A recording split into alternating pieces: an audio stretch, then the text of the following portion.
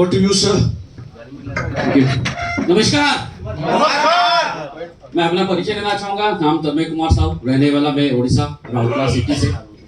और आज इस प्लेटफॉर्म के अंदर आज अगर मैं सफायर वाइस प्रेसिडेंट लेवल पे हूँ तो इसका सबसे बड़ा जो श्रेय जाता है वो मेरे ग्रेट गुरु, मेरे mentor mister Ratan Singh Devgan sir को मैं चाहूंगा उनके लिए एक बार जोरदार ताली हो जाए, जिनके माध्यम से ये अपॉर्चुनिटी मुझे मिली।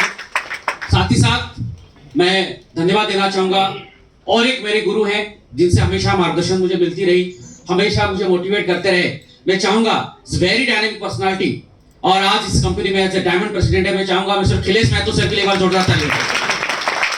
और वो शख्स जिनको देखने के बाद मेरे अंदर वो फील हुआ पहली बार, क्योंकि डायरेक्ट सेलिंग से मुझे 12 साल का मेरा नाता रहा है।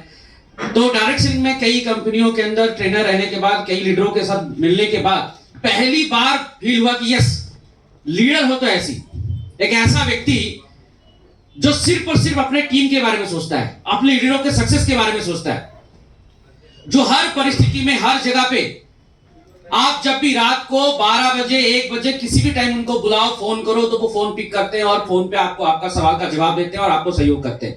एक ऐसा लीडर जिन्होंने आज ये मंजर खड़ा किया, जिनके वजह से आज पूरे इंडिया में आज डेजॉय हर घर तक पहुंच पाई है।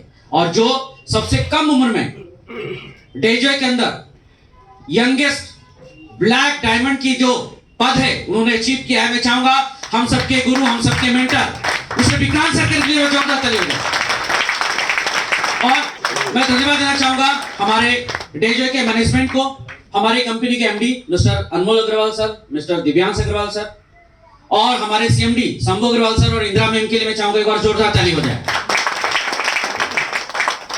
और इन सबके पीछे जो सबसे बड़ा सपोर्ट रहा, बेग सपोर्ट रहा, कंपनी का जो सर्विस टीम है, जो सपोर्ट सिस्टम है, मैनेजमेंट और जो एजुकेशन सिस्टम है।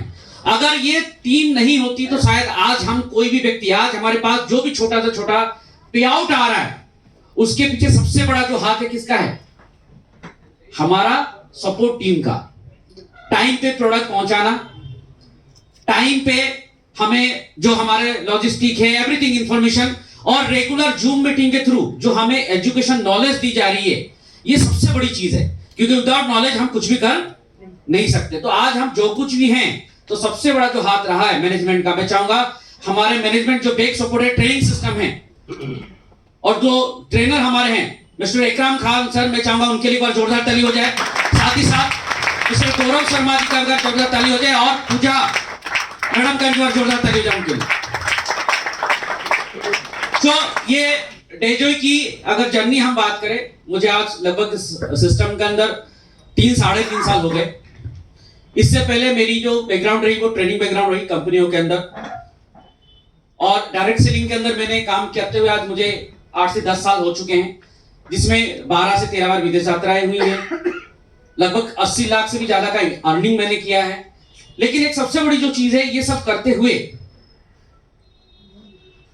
जो मुझे फील हुआ, सबसे बड़ी चीज, मुझे कभी आत्मसंतुष्टि नहीं फील हुई अंदर से, क्योंकि पैसा मैं अकेले खुद कमा रहा था, विदेश यात्राएं ज्यादा मैं अकेले जा रहा था, पर जिनके वजह से मैं विदेश यात्रा जा रहा था, जिनके वजह से मैं अर्निंग कर पा रहा था, उनको इनकम नहीं दिला पा रहा था। ये सबसे बड़ी चीजें हैं, क्योंकि मार्केट के अंदर ऐसी कई सारे प्लान हैं, कई सारे कंपनियां हैं, हमें दिखती अच्छी हैं, प्रोडक्ट दिखते अच्छे हैं, प्लान दिखते अच्छे हैं, लेकिन जब आप उस प्लान के अंदर वर्क करते हैं ना, तो फाइनली यही होता है कि जिनके वजह से आपकी बड़ी सपने पूरे होते हैं, उनके सपने पूरे नहीं हो पाते।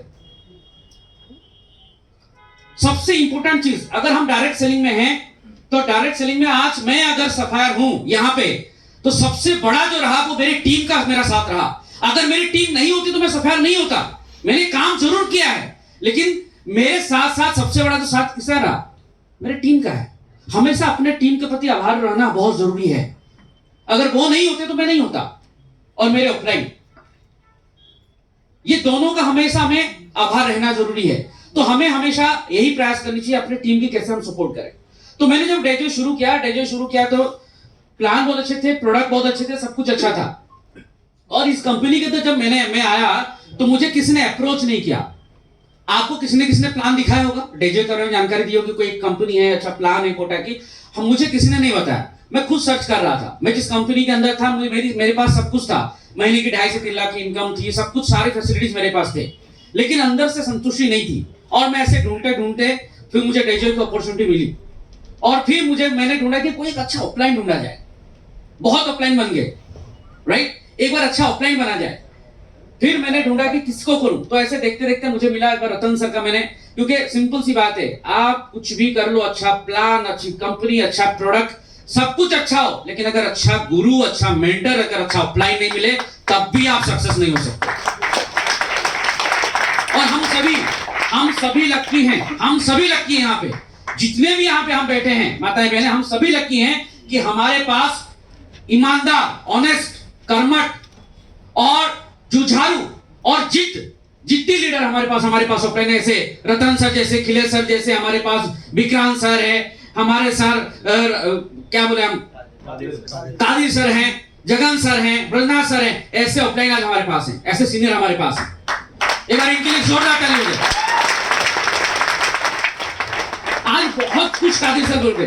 कादिर सर बोलने के बाद मेरे पास कुछ रहा नहीं, लेकिन मैं जब इस बिजनेस को शुरू किया तो शुरुआत में कुछ दिक्कतें हुई, और मैं प्लीज पहुंचा अपलाइन के पास। मैंने बोला सर कैसे करूं सक्सेस हूं, कैसे करना पड़ेगा, डेजे को बताइए।